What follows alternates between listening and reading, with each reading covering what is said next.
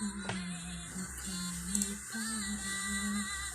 Então tira o medo que me faz dizer, Moisés, tu é meu lugar.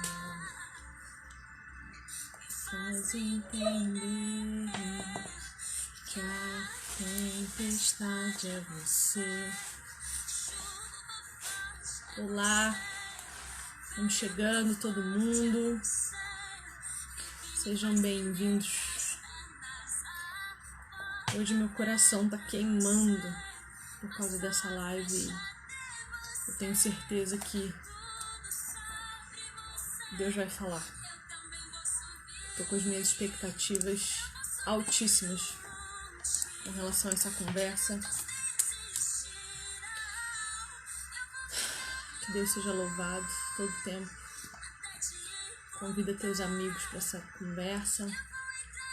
Manda para todo mundo, porque hoje o Senhor vai arder em nós. Eu tenho certeza.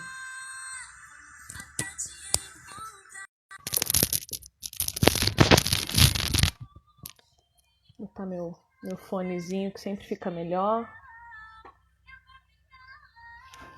Vamos esperar o Fer chegar. Que seja para honra e glória do nome do Senhor Jesus. Que nós possamos diminuir para que Ele cresça. De verdade, eu tô em brasas desde cedo, orando incessantemente por esse momento, por esse encontro com o Fer. Eu já quero trazer ele aqui faz algum tempo, mas o Senhor tinha me pedido para esperar o momento certo, para esperar a hora certa, porque o que Ele tem para dizer realmente é algo que me constrange, me leva às lágrimas. Então, vou convidar ele para entrar, ele já está aqui, e eu espero que vocês o recebam com muito amor, com muito carinho, com muito cuidado, porque hoje ele vai transformar vidas aqui com a gente. Entrar em nome de Jesus.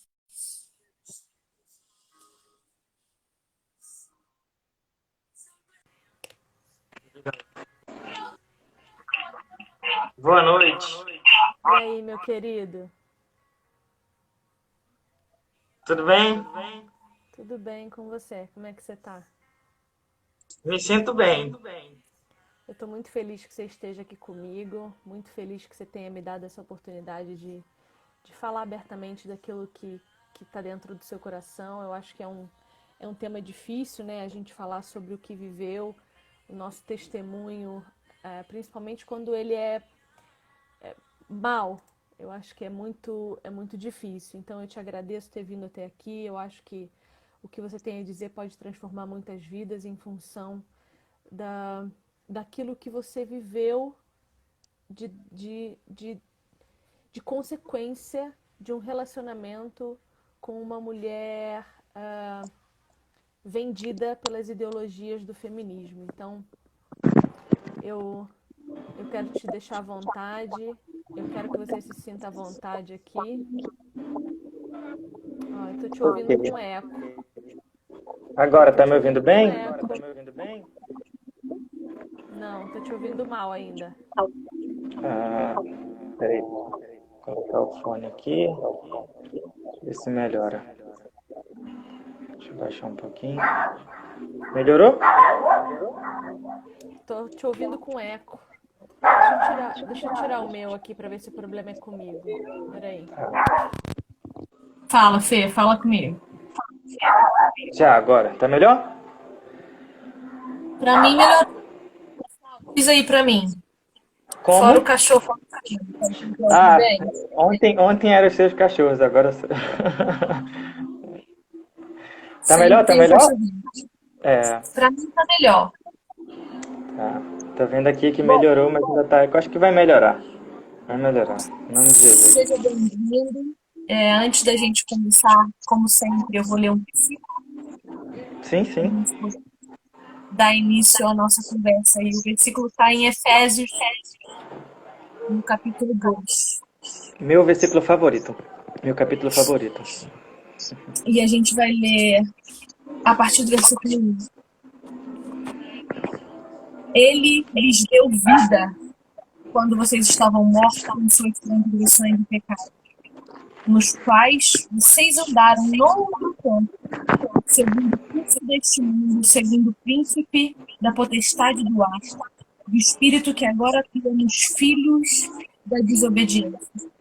Entre eles também nós todos andamos no passado, segundo as inclinações da nossa carne, fazendo a vontade da carne e do pensamento.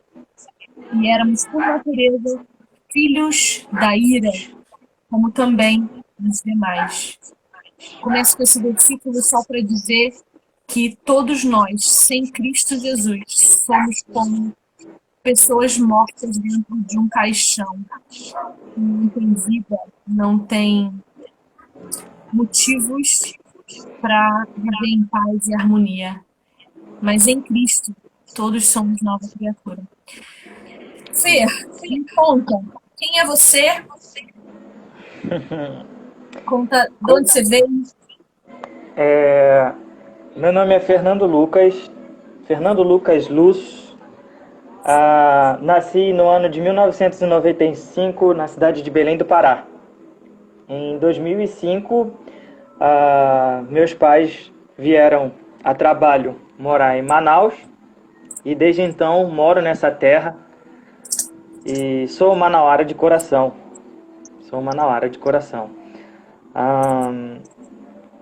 Conheço o Evangelho pela graça do Senhor Jesus Cristo desde muito cedo. Meus pais têm uma história de reconciliação muito bonita também no casamento. Eles tiveram altos e baixos e souberam, graças ao Senhor, entender isso à luz do Evangelho. Minha mãe se converteu já em Manaus, quando nós viemos para Manaus. E graças a Deus eu conheci o Evangelho desde muito cedo. Fui batizado aos 14 anos de idade e sempre fui um adolescente, um jovem muito ativo na igreja, muito vivo dentro da igreja, envolvido com as atividades da igreja. E creio que esse período de adolescência, de rebeldia, foi o período onde mais Deus mostrou misericórdia comigo até então. Porque, como todo adolescente rebelde, pensa em abandonar a fé, pensa em abraçar o mundo de vez, mas graças a Deus assim não foi comigo. E pelas orientações e muitos puxões de orelha que eu tive dos meus líderes na igreja, e dou ênfase aqui na importância de você se submeter a uma liderança numa igreja e ouvir pessoas que caminhem contigo. E isso foi fundamental para que eu pudesse, desde cedo, entender o que era o Evangelho, entender aquilo que Deus se agrada como comportamento de um cristão. Então, desde ali eu entendi a questão do casamento, entendi a questão do chamado ministerial e comecei a entender tudo isso. E nunca tive o brilho nos olhos para experimentar ou ter experiências fora dos caminhos do Senhor, na verdade do caminho do Senhor. Você disse pra mim que você... Quantos anos você tem hoje, Fê? Hoje eu tenho 25 anos de idade. 25 anos. E você se casou com quantos? Com 23 anos de idade. Eu casei.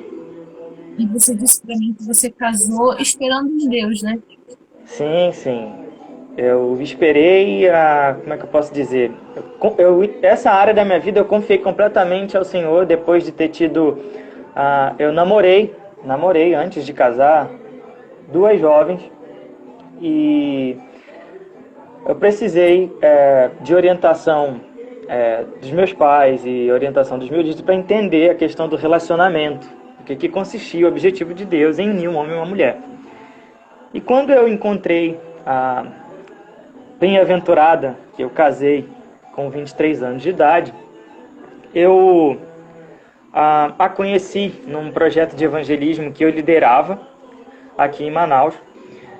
e ela tinha chegado à igreja há mais ou menos 1 mês e meio, 2 meses e meio, e sentia uma necessidade de falar do evangelho para a família não convertida, de mulheres machucadas, mulheres que não tinham marido, não têm marido, um histórico avassalador na faculdade, de imersão nas ideologias. E depois de uma experiência que quase arruinou a vida dela, ela entendeu que aquilo ali era a chamada do Senhor para a vida que Efésios 2 está falando. Antigamente vocês estavam mortos e agora Ele lhes deu vida pela graça.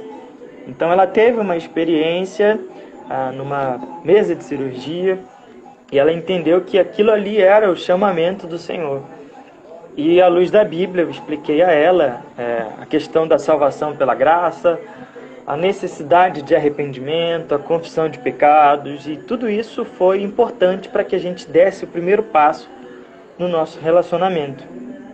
E depois que a gente entendeu isso e viu que a nossa amizade era muito diferente das amizades que ambos tinham, nós conversamos com os nossos pais e começamos a namorar.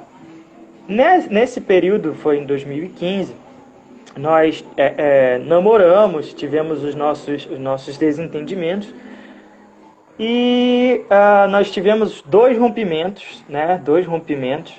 E eu fui numa conferência em 2017 em São Paulo, onde aquela conferência mudou minha vida. E os pastores que me receberam nessa conferência me aconselharam e falaram a questão de namoro, que não tem, como é que eu posso dizer, garantia nenhuma, que você vai casar e que eu não poderia mais me dar o luxo de defraudar mais uma jovem, que eu precisava agir como homem, que a vida ia me cobrar como cristão e como homem. Então eu disse assim, chegou a hora de eu entender até que ponto eu vou levar um relacionamento com uma jovem. Eu vou continuar namorando até quanto tempo? Quanto tempo mais eu vou precisar entender que eu preciso assumir um compromisso, segundo a Bíblia fala. Então, quando eu voltei dessa conferência, nós sentamos e conversamos e estipulamos data de casamento. Sentamos e decidimos o que falta para casar.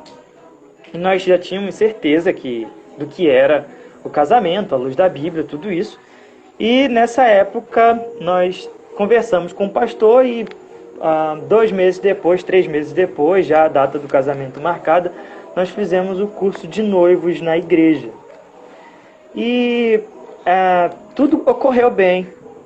A gente sempre estava cercado de conselheiros na igreja, nossos pais também, e tudo parecia bem.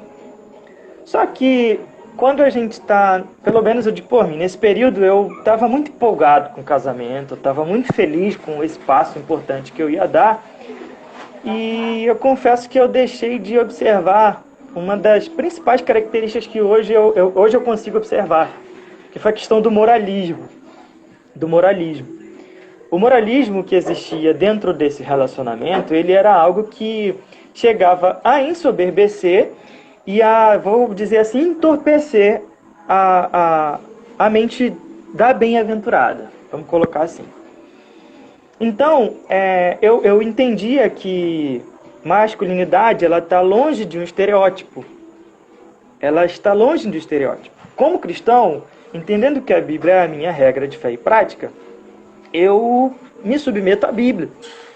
E quando a gente olha masculinidade à luz da Bíblia, a gente volta lá para o Jardim do Éden, vê o papel que Deus designa para o homem, a gente percebe que a gente não precisa de estereótipos e os estereótipos caem por terra. Então o moralismo era algo que sufocava. E eu achava, a gente vai ajustar isso com o tempo, as coisas não são perfeitas. Então aí a gente pega livros, aquele livro famoso, Quando Pecadores Dizem Sim, vamos ajustar isso no nosso casamento. O que você chama de moralismo, Pedro? O moralismo ela é 6 anos mais velha do que eu. Então ela foi à faculdade, como eu disse no começo, ela ficou imersa nas ideologias. Então já teve uma vida diferente da minha. Eu nunca tive esse contato ideológico. Eu sempre, vamos colocar assim, eu sempre fui cristão. Sempre estive envolvido com a Igreja de Cristo. Então, quando você... Igual também, né, Felipe? Isso foi um erro meu. Isso foi um erro. Isso é uma das coisas que eu falo hoje para os jovens, que são os meus amigos que se preparam para casar. Eu digo assim, cara, observa muito bem a responsabilidade que essa moça tem com o Evangelho, a maneira como ela trata o Evangelho, a maneira como ela trata o temor do Senhor. Então eu percebia que coisas assim, como música, uma opinião de amigos meus que não são cristãos e que na casa deles iam tomar uma bebida, eu sofria muito com isso. Já era chamada a atenção, você é cristão, você não pode ficar aturando isso, você devia se retirar de lá. Então o moralismo sempre rondou o relacionamento. Eu lembro que teve alguns momentos em que a gente foi em reuniões, em confraternizações de amigos dela, e eu me sentia mal quando as pessoas faziam uma associação e ela tinha vergonha de falar que agora ela era convertida, que agora ela tinha uma nova vida. As pessoas diziam, nossa, quem te conheceu não diz que você está desse jeito. A festa é open bar, você não foi pegar nada. Você não é mais a fulana de antes, porque antes você só saía daqui no último gole. Então imagina eu ouvindo uma coisa dessa e esperando uma postura da pessoa que eu escolhi para viver minha vida, e ela dizer, a gente tem que aceitar as coisas como elas são. Então esse moralismo ele sempre foi carregado dentro desse relacionamento. Então chega o ano de 2018, a gente casa, e primeiro mês de casamento ele vamos colocar assim, é tudo às mil maravilhas. Tudo às mil maravilhas. A gente tá envaidecido ainda, né, com cerimônia de casamento, aquela coisa toda.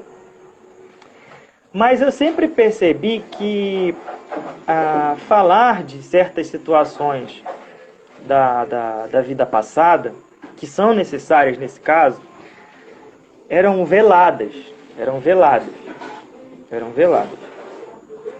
E o versículo que eu separei aqui para enfatizar sobre isso é 1 Pedro 3,15. 1 Pedro 3,15. Deixa eu abrir aqui rapidinho. Eu separei esse versículo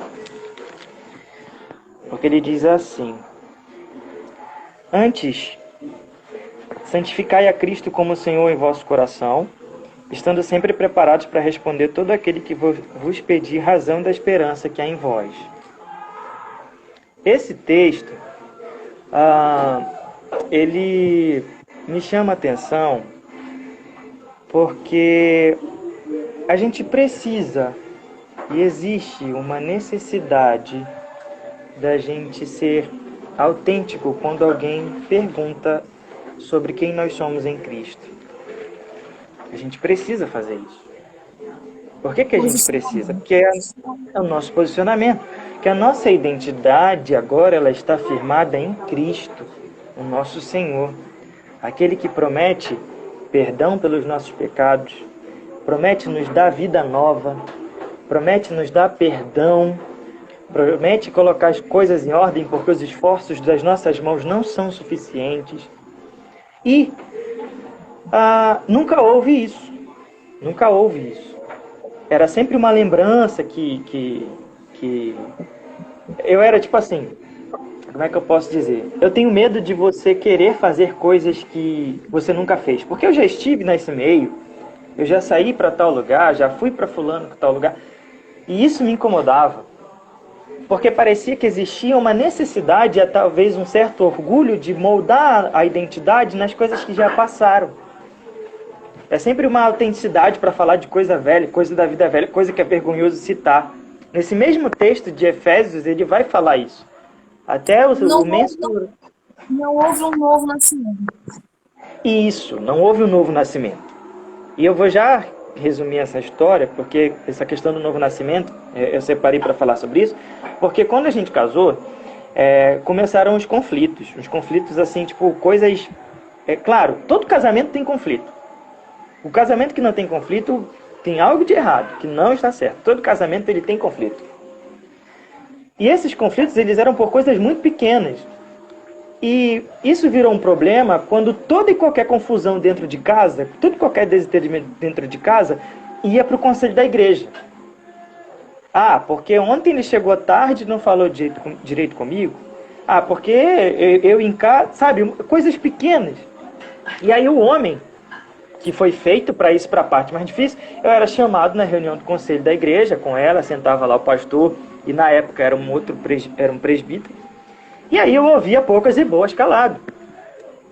E aí começaram questões de mentiras, né? Que eu era viciado em pornografia, que eu não estava suprindo minha esposa de forma que a Bíblia manda suprir, sexo, vamos falar do português claro. E começava isso, então eu era sobrecarregado com uma responsabilidade que eu não precisava assumir.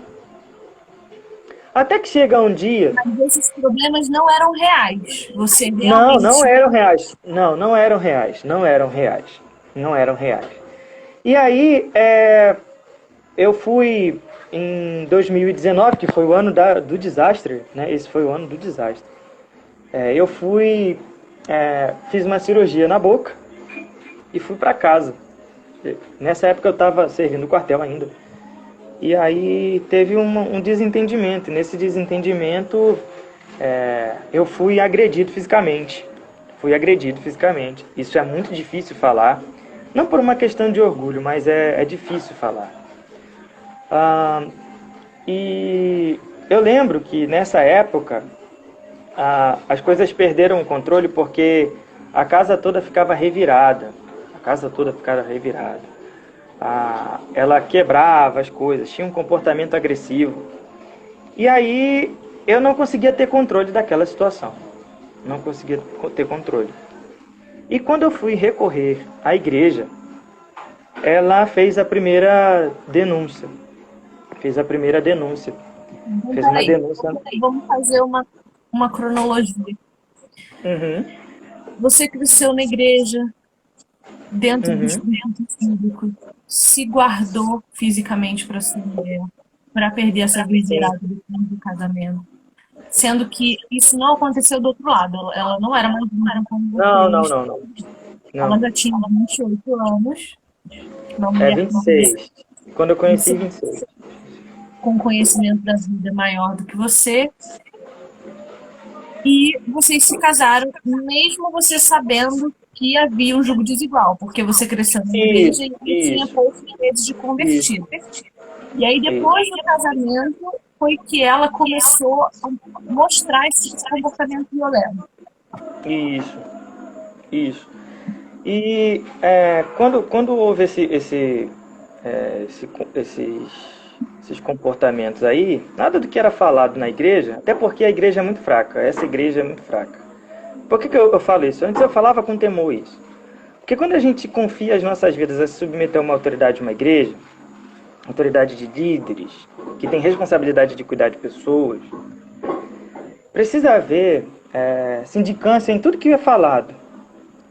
Então você imagina, no Brasil a gente tem uma lei que ampara as mulheres, né? Lei Maria da Penha. Para mim, que depois que eu estudei um pouco sobre isso, eu falo não serve para nada. A lei cresce o número de violência contra a mulher, não há nenhuma resolução sobre. E a gente vai entrar naquele discurso que a palavra da mulher vale. Isso daí não cabe o mérito. Não cabe o mérito. Mas quando você procura a igreja para resolver alguns problemas e a igreja se mostra omissa, quem a gente recorre? Por que eu digo isso? Porque quando houve a primeira denúncia lá, os motivos supérfluos, como eu falei. Agressão física, mas nenhum laudo, nenhum exame, nada. Foi a palavra, somente isso. A igreja se omite, a igreja não fala nada. É melhor a gente não se meter. A gente não se mete. Como é que eu posso dizer? Existe também aquela questão de você sempre precisar engolir certas situações, porque não adianta falar. Se você é acusado hoje de ser um agressor, você vai precisar provar faria uma prova que você não foi um agressor, né? E o porquê que eu digo isso? Quando eu sofri muito com isso, com essa primeira agressão, e depois de 15 dias isso foi voltando ao normal, porque ela veio, pediu perdão e voltou para casa. Só que quando volta para casa, senta aqui nós dois, vamos conversar. A primeira pergunta que você faz: eu preciso que você vá na igreja, que a gente se submeta ao conselho, converse com os líderes e desfaça o que você fez. E não houve isso. Primeiro, por causa da omissão da igreja. Segundo, que a parte que denunciou não queria ir porque tinha vergonha de falar a verdade. Tinha vergonha de falar a verdade. Então, não tinha mais condições de eu voltar à igreja, congregar e nem confiar nenhum minuto para receber nenhum tipo de aconselhamento na igreja. Então, quando você solta essa história defasada para alguns irmãos da igreja, né, por parte dela, acontece o que estava acontecendo aqui. Você viu. Pessoas que nunca sentaram para conversar, tomam como é que eu posso dizer, a palavra da vítima, porque é assim, como absoluta. E aí joga fora uma amizade, joga fora um comportamento que era para ser para curar pessoas, por achismo. Eu não preciso provar nada para ninguém.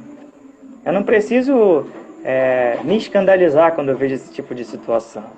Não preciso. Porque aquilo que está encoberto, ele vai ser descoberto.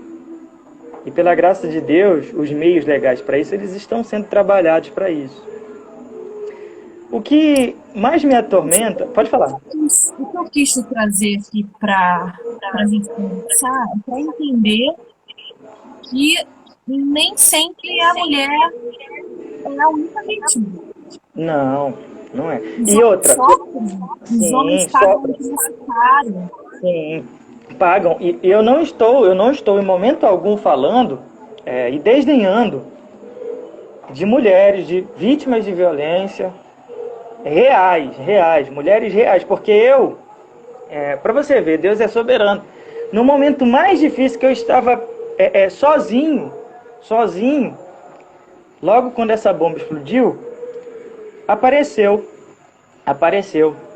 uma mulher de Deus, e ela viu todo esse problema. Eu contei a história para ela, e aí ela pediu alguns minutos para contar a história dela. Foi vítima de violência doméstica, teve que fazer um aborto, foi espancada, e ela me aconselhou sobre isso. Mulher nenhuma que sofre violência doméstica vai para a rede social levantar a bandeira. Isso daí é a primeira característica de alguém que está totalmente abraçado com a ideologia. Por quê? Porque a ideologia feminista, ela vai te dar um pastel, vamos colocar assim, um exemplo mais chulo. Um pastel, você está morrendo de fome, está aqui um pastel, mas no pastel não tem nada. Não vai te saciar. Porque as ideologias, elas demonstram uma solução que ela pode até parecer boa e temporariamente pode resolver teu problema. Só que ela vai te mostrar as consequências de uma falsa liberdade. Ela vai te mostrar opiniões que vão fazer você ser uma mulher facciosa. E vai te incentivar a ser tudo aquilo que o Evangelho extrai da vida de um novo convertido, aquele que tem vida. Então, quando a gente percebe que o nosso Senhor Jesus Cristo morreu para nos dar vida, para fazer as coisas novas, a gente se submete à sua palavra. Se essas mulheres que se esforçam, por exemplo, esse mercado do divórcio que foi feito hoje, divórcio hoje, no estalo de dedos, ninguém pode te obrigar a casar, mas descasar pode. Bate martelo, ninguém pode te obrigar a ficar casado com ninguém. E eu estou totalmente satisfeito com Cristo, que mesmo vendo as minhas iniquidades, não se separa de mim, não se divorcia de mim. Eu estou totalmente satisfeito com o meu Senhor e com sua palavra que é fiel. Eu aposto que se essas mulheres que abraçam a ideologia e que correm para comemorar divórcio, para comemorar que estão livres, elas fossem ler a Bíblia e se dedicar para ser a mulher sábia que edifica a sua casa e usar essa energia que busca o meio judicial para destruir as próprias famílias, porque ela não está destruindo a vida de ninguém, ela está destruindo a própria vida. E vida que nem tem. E vida que nem tem. Se essas mulheres usassem todas essas energias que elas usam para ir em rede social, para bater panela, para gritar, eu creio que muita coisa seria diferente. Muita coisa seria diferente. E como consequência disso, tudo calculado, tudo minimamente calculado, eu recebi uma denúncia por agressão física, e como consequência vem uma medida protetiva, e você não pode chegar perto da pessoa, e estou há 1 ano e 2 meses sem ver minha filha. O mais interessante disso é que nesse período todo, lá no papelzinho diz lá, decisão do juiz, etc, etc, não afasta o direito do pai ver a filha. Mas como que você chega? Como você resolve tudo isso? A amorosidade que é para eu conseguir ver minha filha. Para você ter uma ideia, a única coisa que eu tenho da minha filha hoje são fotos. São fotos. Eu não sei, não lembro qual foi a última vez que eu estive com a minha filha. Eu nunca ouvi a minha filha ouvir a palavra papai. Eu nunca vi minha filha andar. Eu nunca brinquei com a minha filha depois de grande. Já ela tem 2 anos. Então você vê que é dado muito crédito para uma voz de rebeldia. E essa voz de rebeldia se torna verdade. E não é só verdade. Se torna uma verdade absoluta. Porque as pessoas na igreja veem aquilo, opa, fulano é um agressor. A igreja se omite. Os irmãos te excluem de rede social. Não há sindicância da parte dos líderes que deveriam te orientar. Infelizmente, existem igrejas assim. E eu não culpo ninguém. Eu não culpo ninguém. Porque eu tenho, diante dessa tempestade amarga, degustado a providência do Senhor. Eu não tenho raiva de pessoas. Não tenho, nem procuro nutrir isso. A situação em si traz raiva. A gente é ser humano. Mas eu entendo que a minha energia hoje é me submeter ao Senhor, me submeter à sua palavra, porque tem uma garotinha que está crescendo e ela precisa ver em mim um exemplo de masculinidade, ela precisa ver em mim um exemplo de um homem, de um pai, e que ela precisa ver em mim um testemunho vivo, para que um dia ela possa conhecer o Evangelho através da vida do pai dela. E é por isso que eu me dedico a fazer isso. A opinião alheia sobre toda essa confusão, pouco me importa. Pouco me importa. Porque eu não preciso correr atrás do vento tentando explicar, tentando provar nada para ninguém. Eu não preciso disso, graças a Deus. Essa discussão, eu fiz questão de te trazer aqui, não somente para que você falasse das suas dores, do que essa situação te causa. No fim das contas, só quem sabe a verdade são vocês dois. Eu não sei a verdade, né? Sim. Mas eu achei importante que nós levantássemos a discussão a respeito da verdade absoluta da mulher. Sim. Óbvio, se eu chego numa delegacia e denuncio uma violência, eu preciso ser imediatamente atendida, imediatamente ajudada e acolhida. Mas eu também preciso ter provas daquilo que eu estou acusando o agressor. Por quê? Porque a gente sabe que o pecado está aí, e que mulheres estão usando das leis para vingança. Sim. Para fazer mal a um homem que talvez não deu a elas o que elas queriam, na hora que elas queriam, do jeito que elas queriam. É muito grave uma denúncia de violência, porque, Fernando, você podia ter sido linchado na rua. Sim. Tem um rapaz aqui irado, mandando 255 mil mensagens, mandando a gente fechar essa live. porque Eu, ele não concorda com o que você está falando. Só que Viviane, assim, a questão é, só um parêntese, só um parêntese. Eu falei essa semana eu falei sobre masculinidade, uma coisa muito importante. Coloquei um vídeo daquele cozinheiro, Fogaça, que o cara sim, queria falar olho no olho. Na internet, a gente pode falar, te mandar 1 milhão de mensagens e dizer para parar. A masculinidade é isso. É essa responsabilidade que você tem de chamar a pessoa olho no olho. Se você tem alguma pendência, se você não concorda, me chama olho no olho, entendeu? A gente precisa de homens assim. A gente não precisa de homens que se acadelam atrás da tela do celular. A mesma pessoa que eu sou aqui, eu me exponho na rua, me exponho na igreja, em qualquer lugar. Porque Deus, ele não chamou a gente para um espírito fraco, homens fracos. E a consequência disso aí são homens na internet, eles assumem uma postura, são igual cachorros que latem, mas que pessoalmente eles são igual menininhas. A gente precisa olhar o testemunho que a gente está dando, a gente precisa olhar do fruto que a gente está produzindo. A gente não pode ser menino mais não, de ficar mandando mensagem na internet. Para com isso, sabe? Até isso é um problema. E a gente vê que o fruto disso, a gente está tão, como é que eu posso dizer? A gente está tão, é como se fosse um glutão com boa teologia, e na hora de praticar isso, a gente é esfomeado. Porque a gente não sabe praticar, a verdade é essa. A gente sabe explicar os 5 pontos da tulipe muito bem. A gente sabe falar de quantos livros de teologia sistemática a gente tem. Mas quando a gente tem campos para pôr em prática a nossa boa teologia, a gente se acadela. Sabe por que eu digo isso? Porque diante de toda essa situação, eu tenho erros também.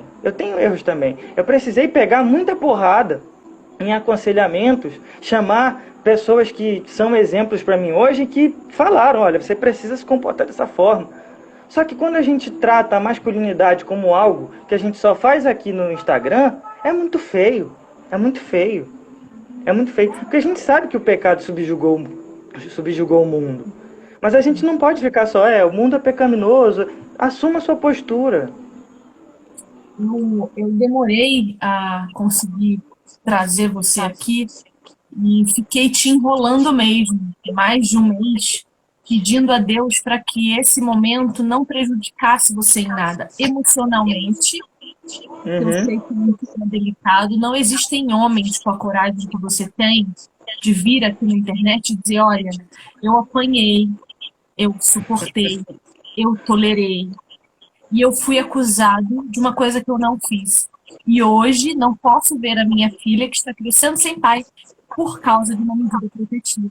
Então, assim, é muita coragem e falo disso com temor. Eu estou desde manhã em oração por esse momento, emocionada o dia inteiro, porque eu sei que é um assunto muito delicado, mas precisa ser dito. Por que eu te enrolei? Porque eu não queria que isso te fizesse mal de alguma forma. O momento que você está vivendo já é difícil demais a gente ficar esmiuçando isso, mas eu fiz questão por quê? Porque 80% do público do meu Instagram é de mulheres.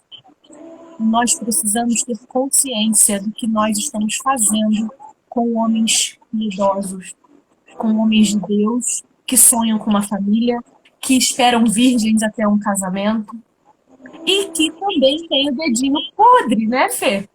E também escolhem mal e pagam um preço alto por isso. Não estou dizendo que as duas partes estão 100% certas e nem 100% erradas, mas a gente precisa voltar a olhar para as duas partes. E não só ver a mulher como uma santa imaculada, por quê?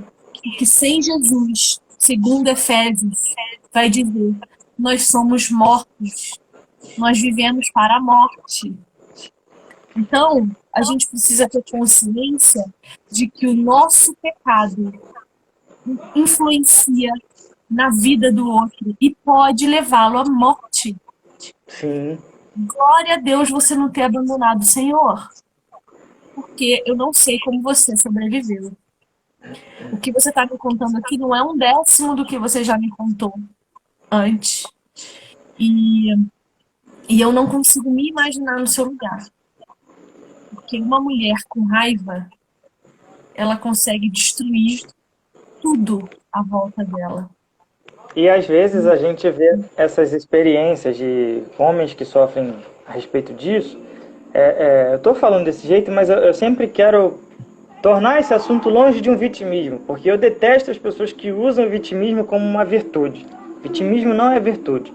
Já chega de vitimismo nessa história, já chega. Quando a gente trata da questão de violência contra a mulher, se você vê um homem na rua agride uma mulher, ele vai pegar porrada. Ele vai pegar porrada. Mas, para pensar quando é o contrário. Às vezes a gente faz piada disso. A gente torna um assunto delicado e sério grave. Até mesmo porque quando a gente olha para a Escritura e a gente começa a perceber as consequências que o pecado trouxe, não é fácil. Não é fácil o relacionamento conjugal. Não é fácil. E a gente precisa ter uma consciência da nossa natureza pecaminosa. Mas não tratar isso como se fosse uma virtude, como se fosse bonito ser pecador. E muito menos, como é que eu posso dizer, desconsiderar a brevidade da nossa vida. Por que eu digo isso? Gente, mulher nenhuma que teme ao Senhor, que afirma que nasceu de novo, que procura a Cristo, ela vai chegar do nada e te dizer assim, quero divórcio. Não vai. Não vai. Não vai. E quando você fala assim, mas será que não aconteceu alguma coisa ou outra que deu razão para que ela possa pedir o divórcio e tal? Viviane, como eu te falei, eu não preciso provar muita coisa, o que a gente já conversou, o que eu já te mandei a respeito. Você vê que quando uma pessoa ela não precisa de mim e eu não preciso dela. Nesse momento que nós precisamos é Cristo. Eu não posso amar e nunca vou amar ninguém mais do que Cristo, aquele que morreu na cruz para nos dar vida. Logo, uma pessoa que abandonou Cristo e olhou para trás, ela não vai honrar em temor nenhum compromisso, nenhuma aliança. E você viu isso. Uma liberdade exacerbada, um glamour temporário. E isso aperta o nosso coração, porque a gente sabe que no íntimo, antes de dormir, ele está inquieto. Porque é impossível você não se sentir inquieto.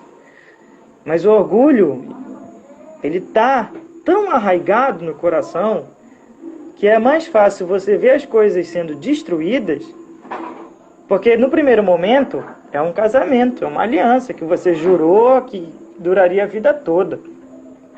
Mas e quanto à criança? Que culpa a criança tem? Será que não é necessário repensar e sofrer pelo menos algum dano para você livrar a criança de sofrer as consequências disso?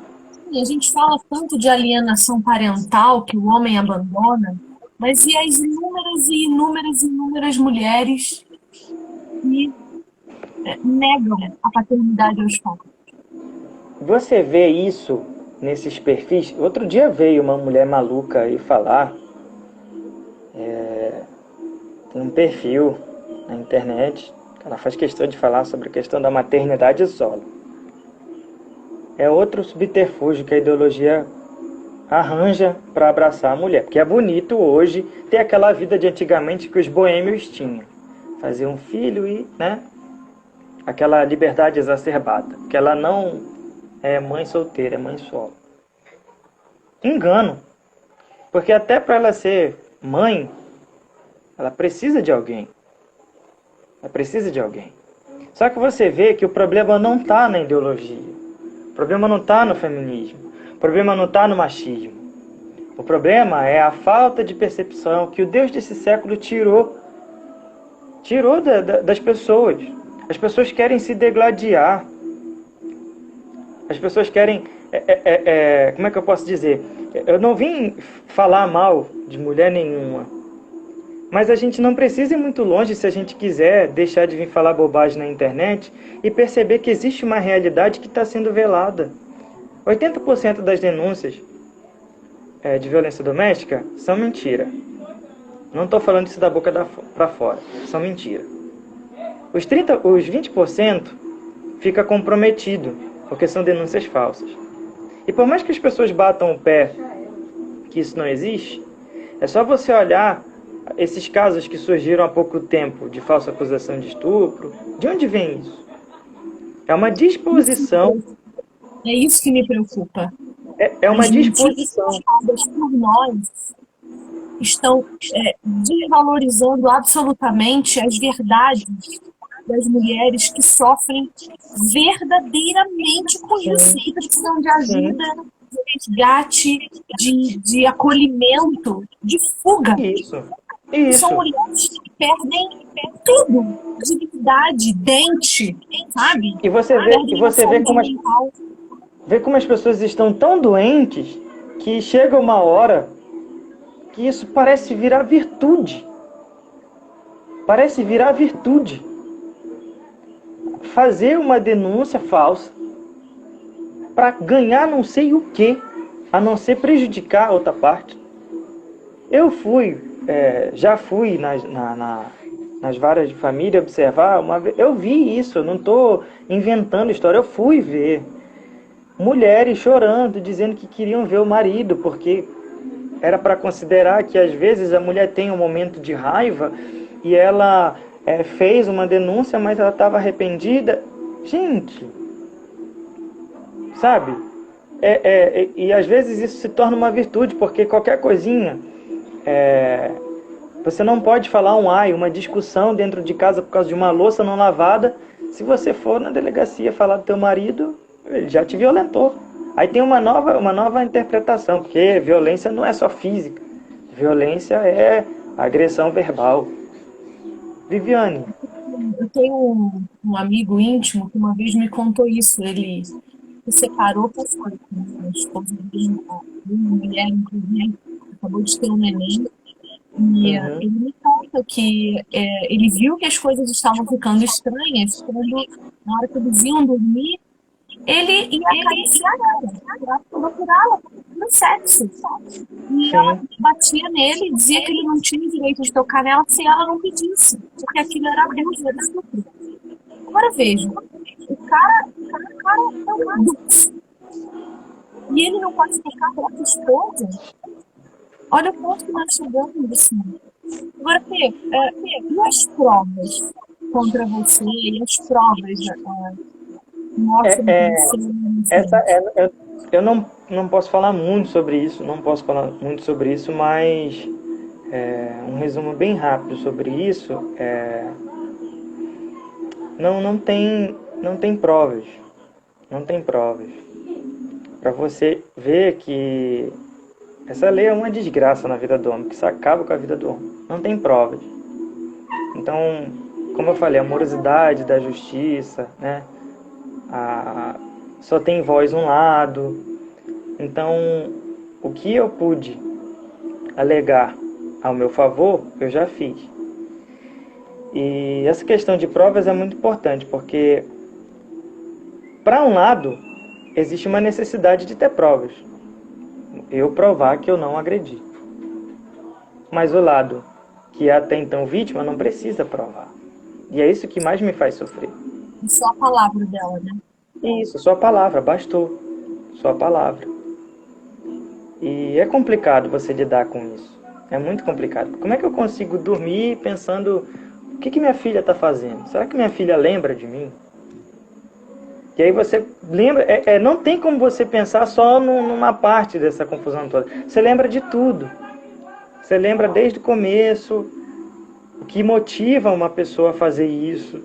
Será que em momento algum, depois de tomar um banho, comer uma janta, sentando ali aquela coisa, eu fiz alguma coisa que não está certo, sabe? Eu preciso rever, eu preciso resolver isso porque é pai da garota, tá crescendo sem ele, sem referenciais, sem Cristo. Então, Então isso é motivo de muita oração. Porque quando se dá a voz só para um lado, aí vem um cara desse falar, ouve o outro lado e tal. Já não basta? Não basta? Tudo isso, esse caos todo, 1 ano, Viviane, 1 ano e 2 meses, sem ver minha filha porque só um lado foi ouvido. E aí eu tenho que provar uma coisa que eu não fiz, sendo que o peso da palavra da vítima pesa mais, sabe? Isso é muito degradante. Isso é degradante. Fê, nosso tempo está acabando já. Mas eu queria que você encerrasse com uma pergunta que está martelando aqui no meu coração. Me diz um arrependimento que você tem nessa história. Eu vou ser bem sincero. Até pouco tempo atrás, eu sentava e dizia assim, me arrependi de ter casado com essa moça. Porque eu poderia ter avaliado mais, enfim. Só que isso não pode mais, para mim, ser cogitável. Porque, de certa forma, quando a gente lê Efésios capítulo 2, que ele diz que nós estávamos mortos e um morto não pode fazer nada, Deus me salvar é um milagre da graça. Deus me dá entendimento do que é pecado, redenção. É um milagre da graça. Por mais que isso tenha acontecido, eu oro para que os olhos da bem-aventurada sejam iluminados, que chegue ao pleno arrependimento, que a vida seja restaurada. Porque nós não temos nada que não nos foi dado. É graça, e a vida por graça nos ensina a viver dessa forma. Um arrependimento que eu tenho, que eu posso dizer, é não ter, ainda quando casado, tido uma percepção maior da responsabilidade que eu tinha como homem. Esse é um arrependimento. Me dedicar ainda mais a me apegar ao Senhor, porque eu tenho as minhas falhas. Eu tentei tapar buracos que foram abertos com distração, com entretenimento, ao invés de me derramar aos pés do Senhor. E nesse arrependimento vem acompanhado o desespero, de achar que Deus não está no controle, de querer degladiar com pessoas, de querer agir com soberba, e entender que só o fato de Deus ter me salvado, ter me salvado já é suficiente. Então, viver pela graça é isso. Eu creio que... O que me Pode falar. entristece é saber que você era um jovem menino que casou na expectativa de um casamento bíblico, real, de compromisso. Você não sabia o que estava fazendo, porque eu nunca tinha vivido isso, nunca tinha vivido um casamento. E não teve a oportunidade de aprender em amor, em paciência, em dedicação completa de ambos os lados. E, no fim das contas, o seu arrependimento é por não ter feito mais por ela. E eu já tinha percebido essa tua inclinação nas nossas conversas anteriores, e isso arrebenta no coração, porque eu fico chateada de saber que você não é o único, não é o primeiro, infelizmente não vai ser o último a passar por essa situação degradante mesmo, porque o que será agora daqui para diante quando você pensar em relacionamento? Então eu oro a Deus pela sua vida. Como eu disse, já estou há mais de um mês enrolando você para te trazer aqui, porque eu não queria que esse encontro te trouxesse problemas, te trouxesse algum tipo de Sim. prejuízo. Porque eu Sim, espero que você seja plenamente curado, eu espero que essa moça volte a te procurar, com amor e graça, que você possa ter acesso à sua filha, que vocês desenvolvam algum tipo de relacionamento que seja bom para a criança. sim. Então, Só para finalizar, já que isso veio a público, né, eu sei que tem mulheres assistindo aqui, e o meu pedido como irmão em Cristo é que vocês se submetam ao Senhor. Busquem todo dia entender ah, o valor que vocês têm para o Senhor, no que diz respeito a tudo que Ele traçou para que vocês fossem mulheres piedosas, mulheres valorosas.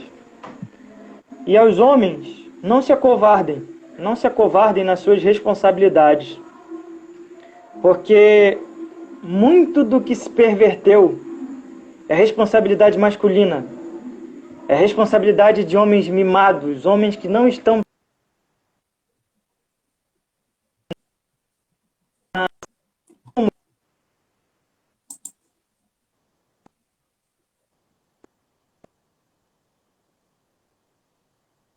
Quero dizer para vocês, homens, temam a Deus, agonizem com Deus em oração e peçam discernimento a Deus para que vocês sejam cristãos suficientes para amarem a esposa de vocês como Cristo amou a igreja e cumprirem todas as credenciais de Efésios 5 que o homem preparou para dentro do casamento.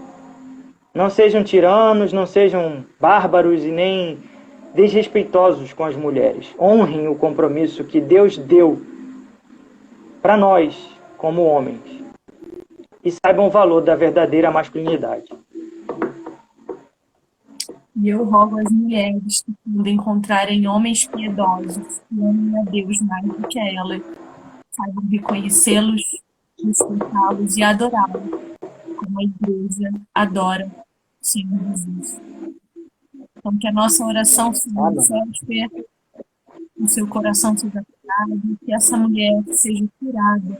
Eu oro pela vida dela, e que o Senhor a perdoe e a resgate, porque ela precisa, assim como eu, assim como você, que Deus seja Amém. o primeiro, né? E muito obrigada por ter estado aqui comigo. Muito obrigada Obrigado, meu irmão. por abrir seu coração para mim. Eu te amo em Cristo, me Deus te perguntei abençoe. enrolado você, me era para o teu Não, bem, eu tudo estava bem. em oração. Passei o dia nervosa, Tudo bem. ansiosa. E fico feliz que você esteja aqui. Espero que nós possamos um dia tomar um cafezinho e comer um tucupi. Como é que é o nome do peixe? Como? Como é que é o do peixe que a gente vai comer junto quando for aí? Tambaqui. Tambaqui com Guaraná Baré. Bem gelado. E a gente possa um dia se dar um abraço. Quem é o bonitinho aparecendo aí no fundo? É meu irmão. Bonitinho. Dê boa noite. Boa noite. Beijo, príncipe. Fiquem com Deus, se cuidem aí, viu, Fê? Muito obrigada por esse tempo precioso. Tchau. Boa noite.